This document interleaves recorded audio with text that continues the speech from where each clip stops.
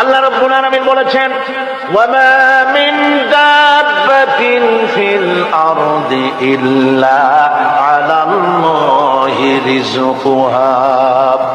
এই পৃথিবীর বুকে এমন কোন বিচরণশীল জীব নাই যে জীবের রিজকের দায়িত্ব আমি আল্লাহ আমার নিজ হাতে গ্রহণ করি নাই। সব জীবের রিজকের চাবি আমার হাতে। কার হাতে? তাহলে ভয়টা কিসের? আপনার একটা পেট, তাই নিয়ে এত চিন্তা। অথচ এই পৃথিবীতে আল্লাহ পাক বলেন অসংখ্য প্রাণী আছে যাদের কোনো সঞ্চয় নাই।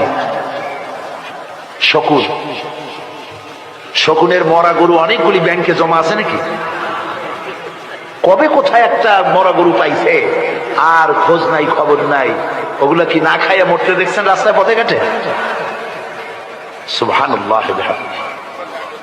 অসংখ্য প্রাণী এভাবে দুনিয়া আছে।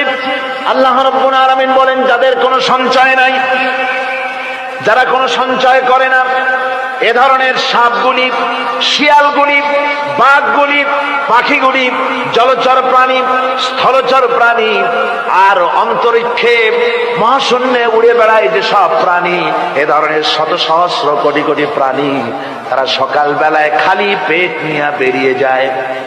খালি পেট নিয়ে সকাল বেলায় বেরিয়ে গেল, আবার সন্ধ্যায় যখন বাসায় ফেরে সমস্ত প্রাণীগুলির পেট আল্লাহ রাব্বুল আলামিন ভরে দেন। সুবহানাল্লাহ। একটা প্রাণীও খালি পেটে বাড়ি ফেরে না। সুবহানাল্লাহ, সুবহানাল্লাহ। অথচ তাদের কিন্তু জন্ম নিয়ন্ত্রণের ব্যবস্থাও নাই। জঙ্গলে যত প্রাণী আছে তারা কি কোনদিন মিছিল করে এসে বলেছে বাংলাদেশ সরকার আমাদের জঙ্গলের মধ্যে কোনো খোঁজ খবর তো আপনারা রাখেন না, এখানে বাচ্চা কাচ্চা বেশি হইতেছে আর খাওয়াইতে পারি না, এবার কিছু পরিবার পরিকল্পনার ওষুধপত্র পাঠান? কোনদিন বলেছে? বলে নাই, বলবেও না। কে খাওয়ায়? আল্লাহ পাক খাওয়ায়। আল্লাহ পাক খাওয়ায়।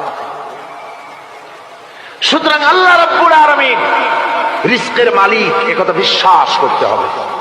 সেই বিশ্বাসের অর্থ এই নয় যে আপনি চুপ করে বসে থাকবেন আর ফেরেশতারা রান্না করে আপনারে রূপচাঁদা মাছ খাওয়াই দিয়ে যাবে, এরকম বিশ্বাস করতে হবে, কাজ করতে হবে। এর ফলে আল্লাহ রাব্বুল আলামিন